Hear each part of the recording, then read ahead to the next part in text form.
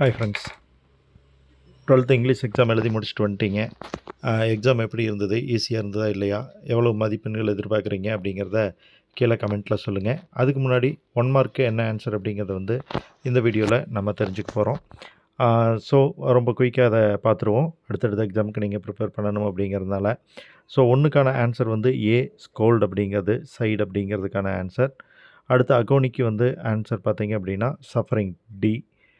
3வது பெர்சிஸ்டடுக்கு C, continued அப்படிங்கிறது answer.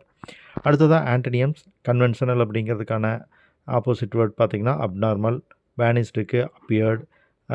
6வதாக வரக்கூடிய ஆன்டியம்ஸ் ஸ்கேர் அப்படின்னு வந்திருக்குது. அதுக்கு ஆன்டனியம்ஸ் பார்த்திங்கன்னா அடிக்குவேட். அடுத்தது 7வது குட்வில், அதுதான் கரெக்டான ஆன்சர். அதுதான் காம்பவுண்ட் வேர்டாக வரக்கூடியது. அடுத்ததாக வரக்கூடியது பிளண்டட் வேர்டு ஸ்டே வெக்கேஷன் அப்படிங்கிற டி ஆன்சர். ரா அப்படிங்கிறது ரிசர்ச் அண்ட் அனாலிசிஸ் விங் அப்படின்னு சொல்லக்கூடிய பி ஆன்சர். அடுத்தது சி ஃபெயில்ஸ் அப்படிங்கிற ஆன்சர். 11வதுக்கு பார்த்தீங்க அப்படின்னா வைப்புக்கு வரக்கூடியது வைப்ரேஷன்ஸ் அப்படிங்கிற ஆன்சர். 12வதுக்கு பார்த்தீங்கன்னா மிஸ் அப்ரோப்ரியேட் அப்படிங்கிறதா ஸ்பெல்லிங் மிஸ்பெல்ட் எல்லாமே வந்திருக்கக்கூடியது, தப்பாக வந்திருக்கக்கூடியது அதுதான். அடுத்தது பீயிங் ஐடியல் அப்படிங்கிறது 13வது கொஷினுக்கான ஆன்சர். 14வதுக்கு பார்த்தீங்க அப்படின்னா நல்லா கவனிக்கணும், cannot form derivative from the சஃபிக்ஸ்னு கொடுத்துருக்காங்க. அதனால் இதில் எது பண்ண முடியாது அப்படின்னா கண்டெய்னர் அப்படிங்கிறதுக்கு தான் அந்த சிப் வச்சு புது வார்த்தையை க்ரியேட் பண்ண முடியாது. அதனால் டி ஆன்சர்.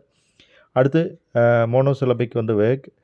லாரிக்கான வேர்டு பார்த்திங்கன்னா ட்ரக், நீங்கள் ரீப்ளேஸ் பண்ண வேண்டிய வேர்டு. அடுத்து மோரோவர் அப்படிங்கிறது தான் 17வது கொஷினுக்கான ஆன்சர். 18க்கான ஆன்சர் கிரம்பிள்டு. 19க்கான answer in spite of many challenges. So D, in spite of. அடுத்து சென்டென்ஸ் பேட்டர்ன் பார்த்திங்கன்னா எஸ்விஓஏ, அந்த பேட்டர்னில் இந்த சென்டென்ஸ் கொடுத்துருக்காங்க. ஸோ இதில் உங்களுக்கு எவ்வளோ மதிப்பெண்கள் வருது அப்படின்னு கமெண்ட்டில் ஷேர் பண்ணிக்கோங்க.